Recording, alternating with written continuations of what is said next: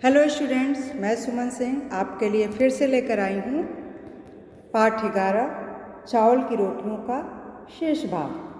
बच्चों, इसके पहले आपने उस वीडियो में देखा कि मैंने उसका आधा भाग शेष भाग मैंने आपको पढ़ाया था। बाकी का शेष भाग आज मैं पढ़ा रही हूँ और मेरे साथ साथ आप लोग भी पढ़ेंगे।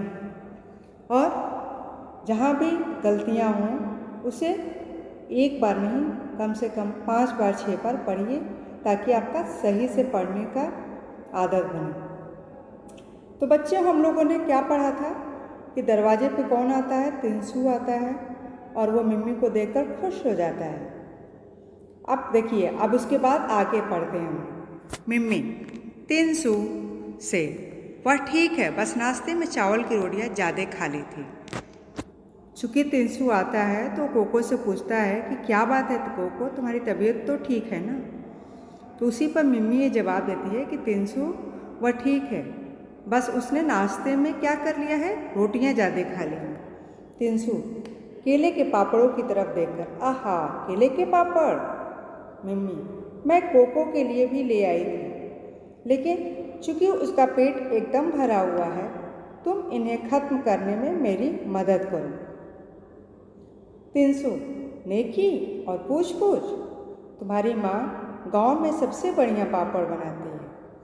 तिनसू एक पापड़ उठाकर खाने लगता है। मिम्मी उसके लिए कप में चाय डालती है। मिम्मी कप देकर, यह लो चाय के साथ खाओ। तिनसू चाय की चुस्की लेकर होंठों पर जीभ फिराकर, बहुत बढ़िया चाय है, मेरी खुशकिस्मती जो इस वक्त यहाँ आ गया। बच्चों, इसके पहले मैंने बदकिस्मती के बारे में बताया था, अब यहाँ खुशकिस्मती। खुशकिस्मती का मतलब क्या होता है बच्चों? कि जिसका किस्मत बहुत अच्छा हो, संजोग से कोई भी चीज़, आपने किसी चीज़ की कल्पना नहीं की हो, आपने किसी चीज़ की इच्छा न रखी और वो अचानक से मिल जाए, उसको क्या बोलते हैं बच्चों? खुशकिस्मत। तो तिनसू क्या बोलता है कि मेरी खुशकिस्मती है कि जो इस वक्त आ गया। कोको स्वागत। स्वागत का मतलब मैंने बताया था आप लोगों को, आपस में आप अपने आप से बड़बड़ाना, मन ही मन में बातें करना। तो कोको क्या बोलता है कि मन में क्या बोलता है? तुम्हारी खुशकिस्मती और मेरी बदकिस्मती। क्योंकि भाई यहाँ पर क्या है? बदकिस्मती का मतलब हो गया उसका बुरा किस्मत है, उसके सामने से चावल की रोटी और केले का पापड़ दोनों सामने से चला गया, उसको खाने को मिल नहीं रहा है, तो उसको तो बुरा ही किस्मत बोलेंगे ना। तो वही कोको मन में बोलता है कि हाँ, तुम्हारी खुशकिस्मती है और मेरी बदकिस्मती है। मिम्मी और तिनसू एक एक पापड़ खा लेते हैं और मिम्मी दूसरा उठाती है।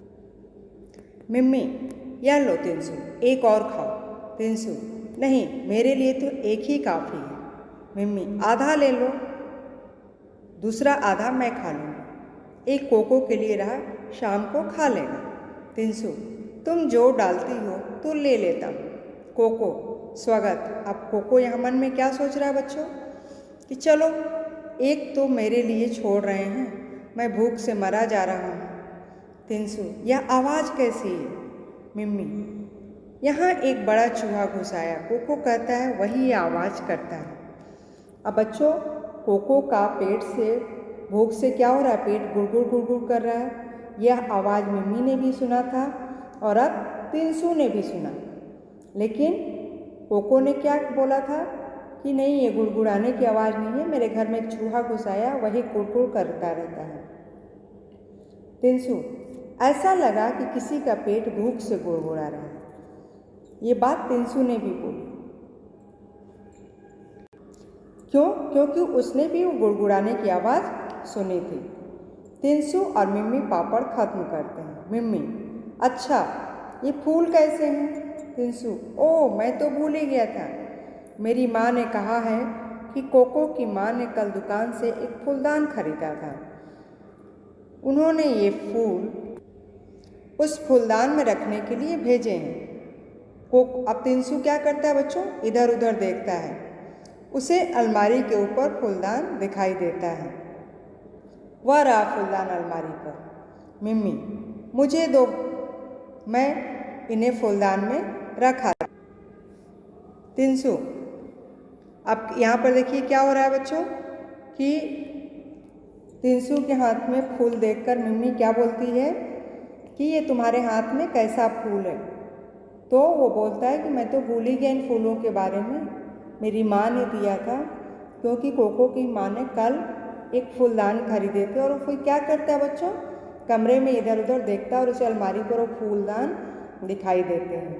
तो मिम्मी क्या बोलती है कि मुझे दो, मैं इन्हें फूलदान में रखाती हूँ। तिनसु उसके हाथ में फूल दे देता है, वह उठने लगता है। अब फिर यहाँ पर देखो बच्चों कि यहाँ पर एक बार फिर से कोको को झूठ बोलना पड़ता है। क्यों झूठ बोलना पड़ता है? क्योंकि उसी फूलदान में उसने अपनी क्या छुपा रखी थी, चावल की रोटियाँ। अब देखिए कोको क्या बोलता है आगे। कोको, नहीं नहीं मिम्मी तुमने तो मुझे डरा ही दिया, क्या बात है? कोको, ये फूल, मेरी माँ को इस फूल से एलर्जी है। जब भी वह यह फूल देखती है उनके जिस्म में फुंसियाँ निकल आती हैं। तिनसु, ओह मुझे इस बात का पता नहीं था, खैर मैं इन फूलों को वापस ले जाऊंगा।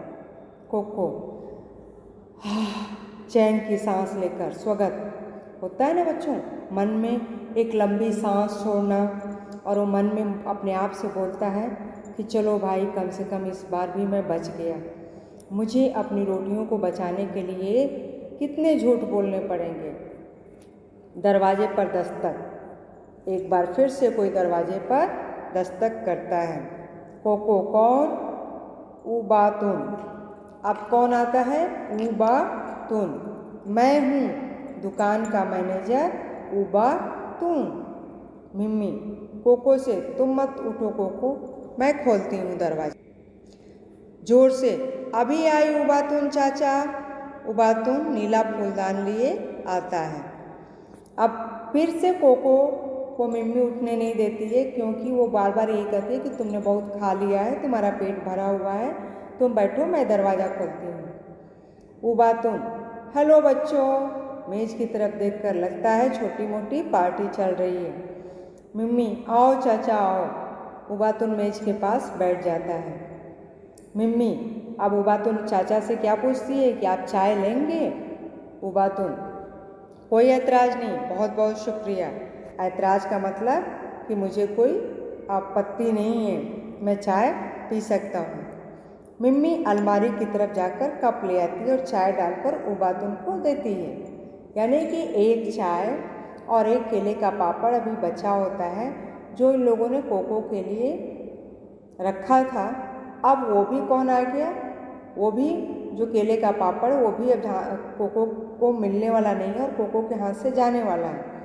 यानी अब वो उबातुन अंकल लेंगे। उबातुन कप से चुस्की लेकर, वाह क्या मज़ेदार चाय है, खुशबूदार ताजगी लाने वाली। तिनसु, चाचा आपने नाश्ता कर लिया? उबातुन, अभी नहीं किया, मैं सोच रहा था किसी चाय की दुकान पर रुक कर लूँगा। मिम्मी, चाय की दुकान पर जाने की क्या ज़रूरत है, आप यह पापड़ ले सकते हैं। उबातुन, लेकिन मैं तुम में से किसी का हिस्सा नहीं मारना चाहता। तिनसु, कोई बात नहीं चाचा, हम सबके पेट तो भर गए हैं। उंगली से गले को छूता है। और ये बात किसने बोली? तिनसु ने बोली। उबातुन, बहुत बहुत शुक्रिया। अरे यह आवाज़ कैसी है? अब बच्चों क्या हो रहा है? फिर से कोको के पेट में गुड़गुड़ की आवाज़ हो रही है। मिम्मी ने सुना, तिनसु ने सुना, अब कौन सुन रहा है? उबातुन चाचा सुन रहे हैं। तिनसु, यह चूहे की आवाज़ है, अक्सर यह आवाज़ करता है। अब तिनसु भी किसको बता रहा है बच्चों? यहाँ पर बच्चों तिनसु किसको बता रहा है?